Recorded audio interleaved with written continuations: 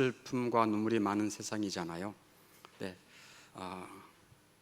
2023년 7월 이후부터는 기쁨의 삶이 여러분의 심령에서, 가정에서 솟아나기를 주의 이름으로 축원합니다. 네. 오늘은 참된 슬픔에서 솟아나는 참된 기쁨에 대한 제목으로 하나님의 말씀 증거하려고 합니다. 우리 인생이 눈물골짜기라고 하는 것을 지난주에 성경 말씀을 통해서 알았습니다. 눈물골짜기 어디에 표현되어 있다고요? 성경 시편 84편 6절에 우리 인생이 눈물골짜기다, 이렇게. 또 시편 90편 10절에서는 우리 인생이 70 산다, 강건하면 80 정도 산다. 근데 우리 연수의 자랑이 모와 못뿐이다, 수고와 슬픔뿐이다. 하나님이 하신 말씀을 통해 우리 인생이 참 눈물이 많구나, 참 슬픈 일들이 많이 있구나, 이걸 알 수가 있어요. 그런데 말입니다, 눈물과 슬픔이 많은 인생길에서 성경 진리는 하나님은 이렇게 또 말씀해요. 항상 기뻐하라. 아멘. 아니, 눈물을 흘리며 슬퍼할 일들이 많은 세상에서 항상 기뻐하라니요, 이 모순되지 않습니까? 참 좋은 질문이에요. 여러분이 다 그렇게 질문했다고 생각하고 참 좋은 질문이에요. 우리는 슬퍼할 일들이 많기 때문에 이 땅에 우리 눈물이 마를 날이 없습니다. 또 다른 사람이 슬퍼할 때 또 우리도 같이 마음이 슬퍼져요. 그래서 우리는 이 땅에서 눈물 흘리며 슬퍼합니다. 그러나 동시에 우리는 기뻐할 수가 있습니다. 아니, 기뻐해야만 됩니다. 왜냐하면 눈물을 닦아주시겠다는 하나님의 약속이 있기 때문인 것입니다. 이 세상이 돌아가는 것을 보고 우리의 삶의 가정에서 돌아가는 모습을 바라볼 때 우리는 슬퍼하지 않을 수가 없어요. 그러나 슬픔과 역경 속에서 하나님께서 약속하시는 것을 바라본다면 기뻐할 수 있는 것입니다. 하나님의 약속은 우리들에게 기쁨을 심어줍니다. 어떤 약속이에요? 너의 눈의 눈물을 닦아주겠다. 그게 하나님의 약속이에요. 위로해 주겠다. 그리고 기쁨으로 함께하겠다. 이게 하나님의 약속이기 때문에 그렇습니다. 현재 이 세상에서 우리는 슬픔과 동시에 기뻐할 수 있습니다. 무슨 말씀인가 하면, 예를 들어 이런 거예요.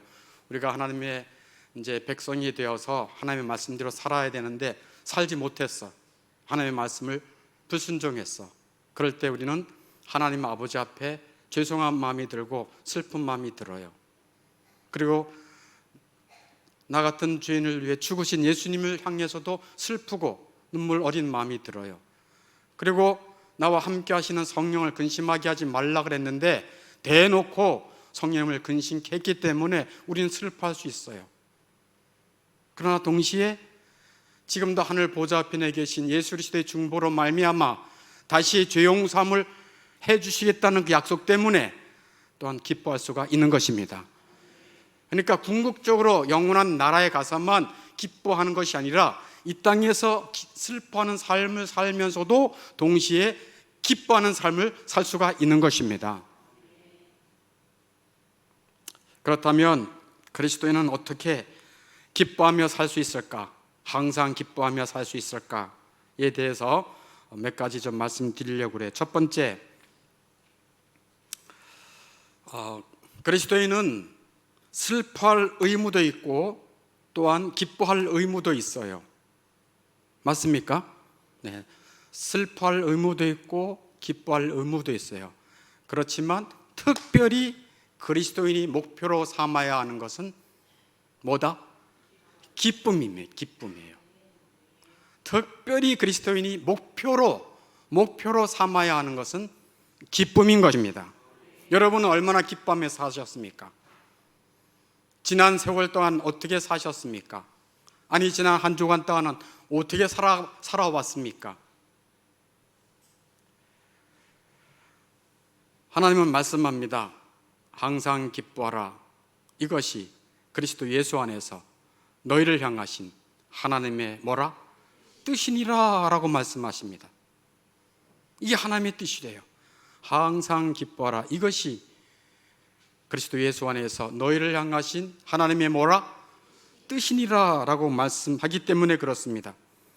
우리의 마음이 기쁨으로 충만해야 그리스도를 효과적으로 섬길 수가 있는 것입니다. 초대교회 성도들은 성령이 충만했고 동시에 기쁨이 충만했습니다. 뭐와 뭐가 충만했다고요? 성령이 충만했고 기쁨이 충만했어요. 사도행전 13장 52절에 보니까 이렇게 말씀하고 있어요. 같이 읽어보겠습니다. 시작. 제자들은 기쁨과 성령이 충만하니라. 아멘. 뭐와 뭐가 충만했다고요? 기쁨과 성령이 충만하니라.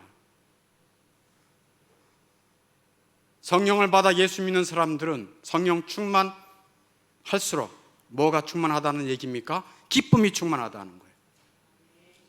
기쁨이 쬐게 있었다가 아니라 기쁨이 어떻게 됐다? 충만했다. 충만이라는 뜻은 흘러넘친다라고 하는 게 충만이에요. 우리가 기쁘게 주님을 섬기고 말씀을 따라 행할 때 그리스도의 이름이 높아지는 것입니다. 기독교인의 신앙의 명예가 높아지는 거예요. 우리가 슬픔이나 고난에 짓눌려서 풀이 죽어 있다고 합시다. 그것은 그리스도의 이름에 먹칠을 하는 것입니다. 우리가 고난과 슬픔에 아주 짓눌려 있어서 아주 우울증에 빠지고 어둠 속에 빠져서 살아가고 있다고 한다면 살아계신 그리스도의 이름에 수치를 주는 것입니다. 그러나 우리가 슬픔과 역경 속에 있지만 온 땅을 다스리는 분이 예수님이시고 우리의 생명이시고 나를 생명으로 인도하시는 주님이 계신데 내가 왜 깊은 낭망에 빠지랴 하며 슬픔 속에서 기쁨을 붙잡을 수 있다면 그것이 참된 그리스도인의 삶인 것입니다. 슬픔이나 고난 속에서도 하나님이 주시는 위로와 기쁨을 발견하는 것이야말로 그리스도인의 마음인 것입니다. 하나님이 나를 그냥 멸망으로 인도하는 넓은 문에 내버려 두실 수 있는데 나를 이런 고난과 이런 경제적인 고통과 이런 슬픔에 나를 이끄셔서 멸망의 길에서 생명의 길로 옮겨주셨으니 어찌 기뻐하지 않을 수 있으랴. 이게 기쁨인 것입니다. 이 세상의 것을 다 얻었다 할지라도 내 영혼이 멸망당한다면 가장 저주스러운 삶인데 비록 이 땅의 것을 좀 잃어버렸다 할지라도 예수 안에서 생명을 얻고 영원한 내 집에 주님과 함께 할 수 있다고 하니 기쁨을 되찾을 수가 있는 것입니다. 그래서 그리스도인은 어떻게 항상 기뻐하며 살 수 있는가? 그리스도인은 특별히 뭐를 목표로 삼아야 된다? 기쁨을 목표로 삼아야 됩니다. 두 번째, 순서가 있는데 눈물 이후에 기쁨이 옵니다. 순서가 있어요. 뭐든지 순서가 있습니다. 먼저 우리는 눈물을 흘려야 되고 그 다음에 눈물이 씻겨지는 일이 그 다음이에요. 눈물로 씨앗을 뿌린 다음에 기쁨으로 단을 거둔다고 말씀하고 있는 것입니다. 시편 126편 5절에 눈물을 흘리며 씨를 뿌리는 자는 기쁨으로 단을 거두리로다.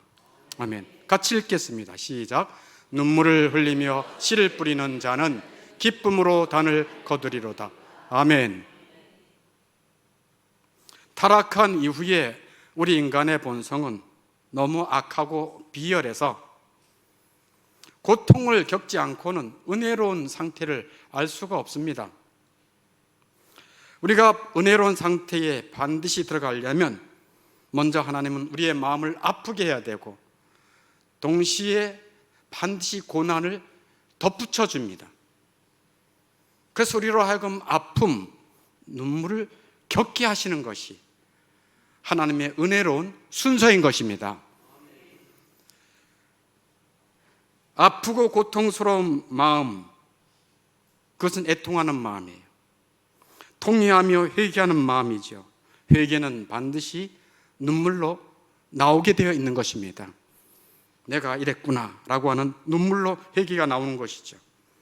이런 순서가 꼭 필요합니다. 아픈 사람이 그 아픔과 고통을 견디고 난 다음에, 치유된 다음에 그 치유에 기쁨이 있어요. 여러분 그거 아시죠? 굉장히 큰 고통, 어디가 아파, 너무 힘들어, 밤잠을 못 이뤄, 눈물이 그냥 저절로 나와, 아이고 신음소리가 나와. 그 고통을 겪은 다음에 치유의 회복을 통해서 와, 이게 이렇게 좋은 거구나 라고 하는 것을 알게 되는 것입니다. 그것이 기쁨이에요. 눈물 다음에 오는 기쁨이에요. 이 땅에 왜 하나님께서 눈물과 고통, 이런 슬픔을 많이 겪게 하시는가? 그것은 천국의 진정한 기쁨을 이 고통 후에 주시기 위해서입니다.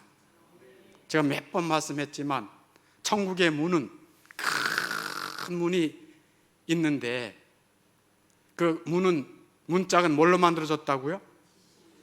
어떻게 이렇게 잘 기억하시네요. 네. 진주 목걸이 정도가 아니라 아예 통째로 진주라니까요. 왜 진주라고 그랬습니까? 천국문에 들어가는 자는 이 세상에서 고난과 슬픔을 아는 자가 들어가는 것입니다. 진주, 이 진주가 어떻게 만들어진 줄 알죠? 조개 안에, 조개가 이런저런 바닷머리로 막 까칠까칠하고 아프고 상처를 받았을 때 자기 상처를 아물게 하려고 조개가 액을 내어서 조금씩 내어서 만들어진 게 진주 아니겠습니까? 천국은 이 땅에 눈물과 슬픔이 있는 자만이 들어갈 수 있는 곳입니다. 그 순서가 있어요. 그래서 슬픔 다음에 뭐가 있다고요? 기쁨이 있는 것입니다. 그런데 정말 조심할 일이 있습니다. 굉장히 조심할 일이 있어요. 이 세상에서 슬퍼하며 눈물을 흘린 사람들은 하나님이 그 눈물을 닦아주시지만, 이 세상에서 마냥 행복하게 살고 싶다, 웃으면서 살고 싶다라고 하는 사람들에게는 무서운 재앙이 있을 것이라고 예수님이 경고하고 계세요. 그게 누가복음 6.25예요. 6.25. 여러분 기억하세요. 6.25 사병 같은 재앙이 있을 거라고 얘기하고 있어요. 어떻게 예수님이 말씀하시는가? 화 있을진저 너희 지금 웃는 자여, 너희가 애통하며 울리로다. 무서워서 아멘도 안 하시네요. 아멘. 이 땅에서 마냥 행복하게, 사람들은 누구라도 행복하게, 즐겁게, 평안하게 살고 싶어요. 근데 그것만을 추구하려고 하는 사람들, 이 땅에서 마냥 행복하고 웃으며 살고자 하는 사람들, 그 사람들에게는 화가 있을 것이래요.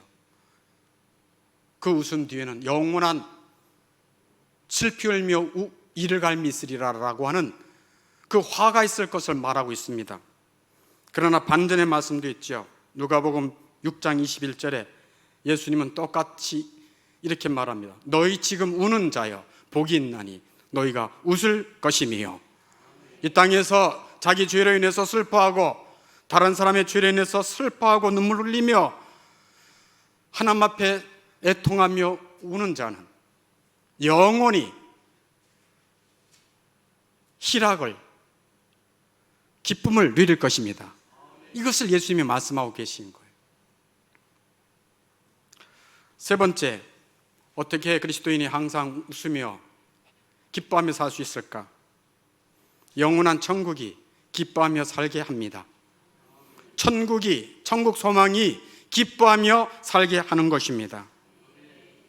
하나님께서 눈물 골짜기, 고난의 골짜기를 통과하신 후에야 영원한 천국에 안전하게 정착시켜 주십니다. 마치 이스라엘 백성이 눈물의 골짜기와 같은 광야를 40년 동안 통과하게 한 다음에 젖과 꿀이 흐르는 가나안 땅에 들어가게 하신 것처럼 이 땅의 눈물 골짜기를 주님과 함께 지난 자들에게는 영원한 천국을 허락해 주시는 것입니다. 천국에 들어가는 순간 하나님께서는 그 눈의 눈물을 닦아 주시기 때문에 기뻐하지 않을 수가 없죠. 주님이 내 눈의 눈물을 닦아 주신다고, 위로해 주신다고, 그러한 하나님의 약속과 천국의 영광을 바라보면서 슬픔의 골짜기에서 기뻐할 수가 있는 것입니다. 그래서 천국 소망 때문에 기뻐하며 살 수 있는 거예요. 기독교 신앙을 한마디로 지혜라고 부르지요. 지혜 중에 가장 큰 지혜가 혹시 뭔지 압니까? 지혜 중에 가장 큰 지혜, 그것은 인생이 돌아갈 영원한 천국에 이르기 위하여 모든 방법을 다 동원하는 것입니다. 다시 말해서 영원한 천국에 들어가기 위해 준비하여 지혜롭게 사는 사람이 지혜로운 사람인 것입니다. 천국을 준비하며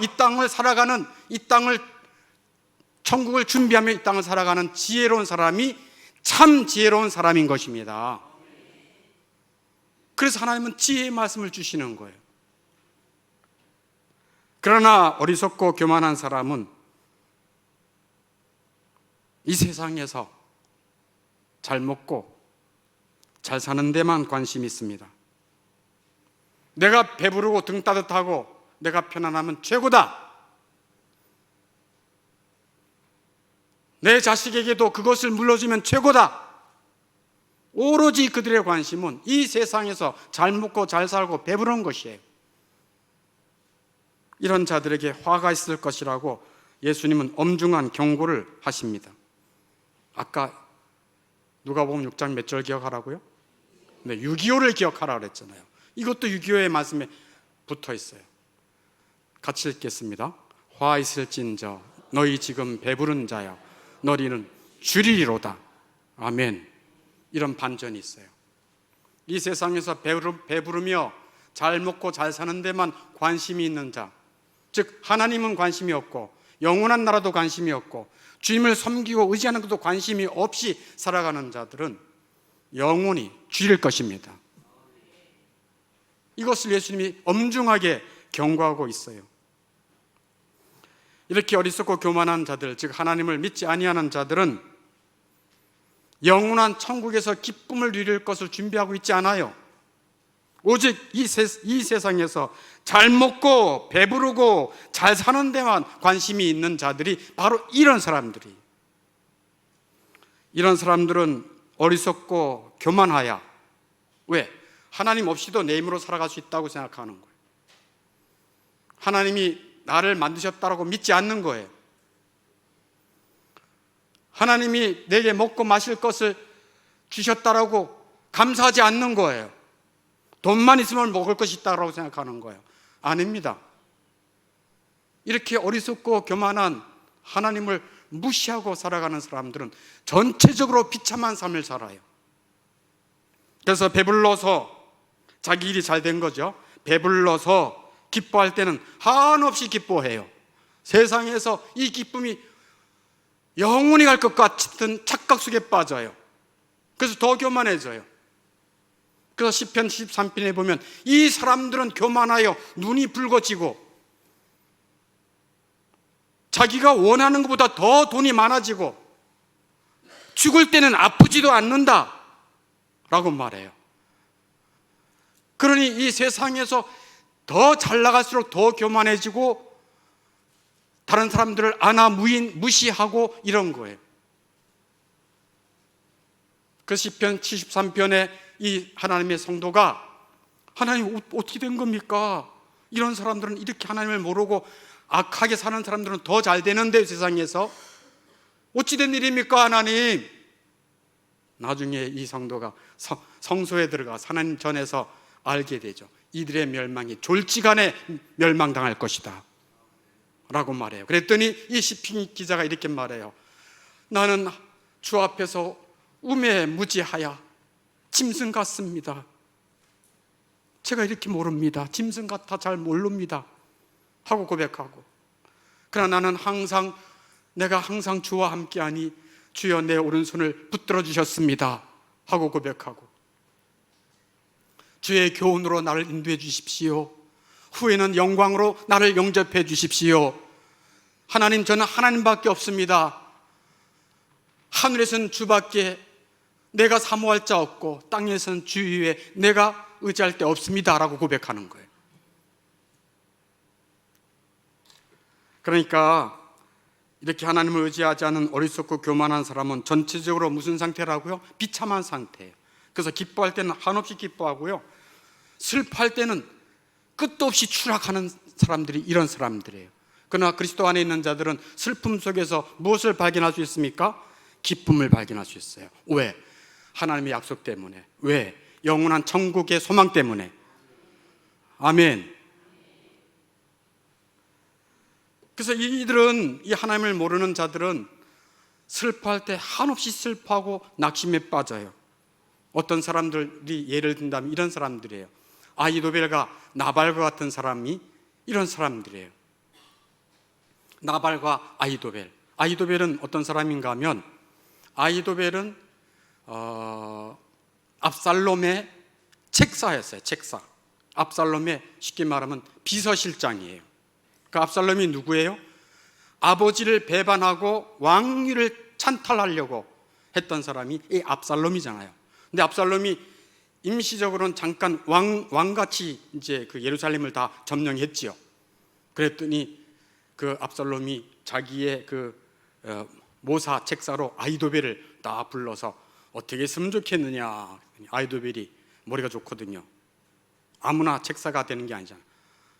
압살롬이시여, 오늘 밤이라도 당장 군사를 풀어서 저 도망가는 다윗과 그의 신하들을 한 몫에 죽여버리십시다. 그런데 이런저런 얘기 끝에 압살롬이 아히도벨의 이 모략을 거절해요. 그랬더니 이 아히도벨이 너무너무 실망하고 낙심이 커서 그 자리로 집으로 돌아가서 그 낙심을 이기지 못하여 어떻게 됩니까? 자결해요. 자살로 생을 마쳐요. 깊은 낭망에 빠지면 죽음으로 이 세상을 떠나는 거예요. 죽으면 끝일 줄 알고. 아닌데. 또 나발은 어떤 사람입니까? 나발. 요즘 나발이 자주 등장하죠. 나발이 어떤 사람입니까? 나발은 부자예요. 엄청난 부자예요. 그래서 그냥 잔치를 막 열고 양을 잡아라, 소를 잡아라, 막 그냥 뭐 흥청망청 거들을 피우는 사람이에요. 그런데 다윗이 우리에게 좀 먹을 것 좀 주시오 했을 때 나발이 거절하죠. 뭐 이런 인간이 있어 하고 자기의 것만 의지하고 그냥 거절해버려요. 그럴 때 다윗이 군사를 데리고 이 나발을 다 진멸하겠다라고 하면서 오지요. 올 때 이 나발의 아내 아비가일이 지혜롭게 얼른 가서 먹을 것들을 가져가서 노염을 푸십시오, 제 남편이 그렇습니다, 용서해 주십시오 하면서 그걸 진정해요.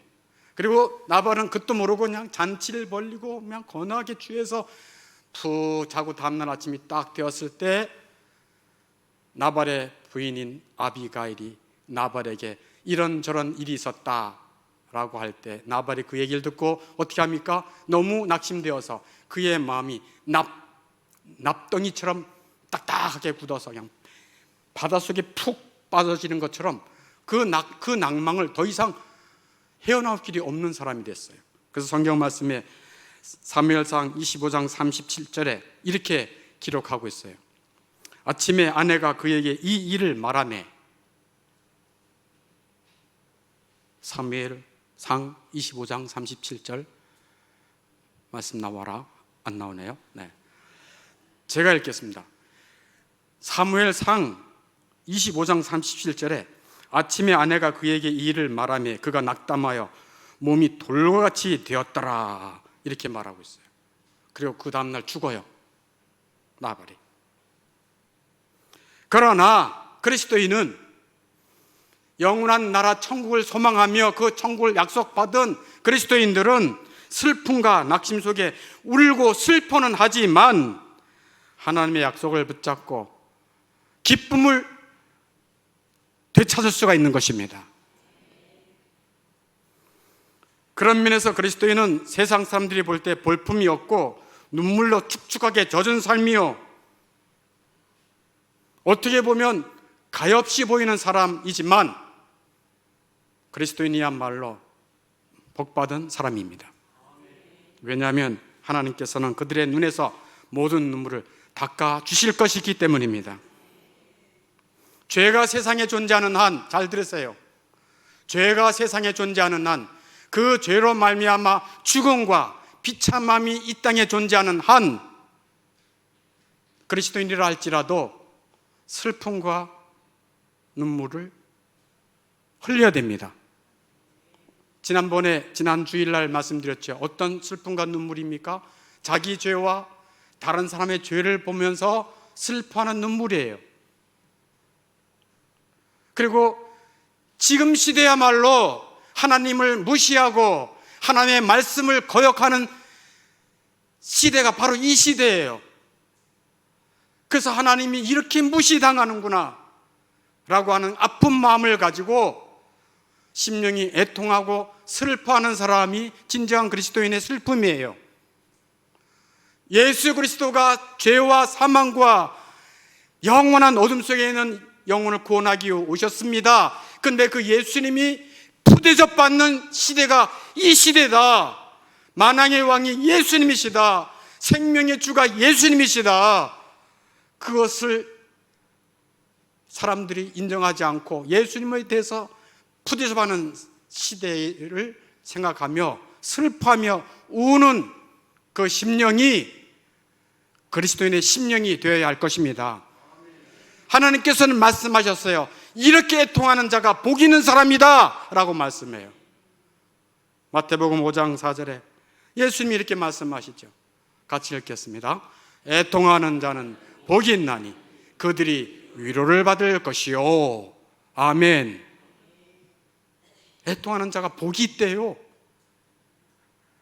영원한 천국에서 하나님의 위로를 받을 수 있다는 것을 상기할 때 그리스도인은 슬픔 가운데서도 기뻐할 수가 있는 것입니다.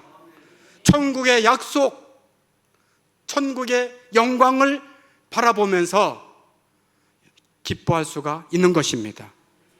갈 곳이 준비되어 있잖아요. 그래서 성경에서 말하죠.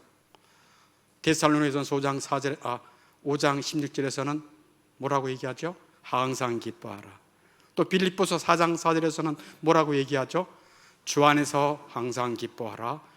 내가 다시 말하노니 기뻐하라 라고 말씀합니다. 빌립보서는 감옥에서, 로마 감옥에서 쓰여진 옥중서신이잖아요. 사도 바울이 감옥에 있다니까요. 죽음을 앞두고 있다니까요. 사랑하는 교우들과 이별할 것을 앞두고 있어요. 어두침침한 곳에서 묶여 있다니까요. 그 속에서 사도 바울이 어떻게 이런 말을 할 수 있어요? 주 안에서 항상 기뻐해라. 웬만한 사람 같으면 어떻게 하겠어요? 나를 빨리 끌어달라. 빨리 나가고 싶다. 그런데 여기서는 그런 얘기 한마디도 안 해요. 내가 복음 때문에 옥중에 갇혔다. 주 안에서 항상 기뻐해라. 내가 다시 말하노니 기뻐해라 라고 말씀해요. 그리고 사도 바울은 목이 잘려 죽잖아요. 그러나 사도 바울은 어떤 확신이 있습니까? 예수님을 다시 만나볼 기쁨이 있었던 것입니다. 그리고 예수 안에서 한 형제자매 된 자들을 영원히 그곳에서 만나볼 소망이 있었습니다. 그래서 이렇게 말할 수 있는 거예요.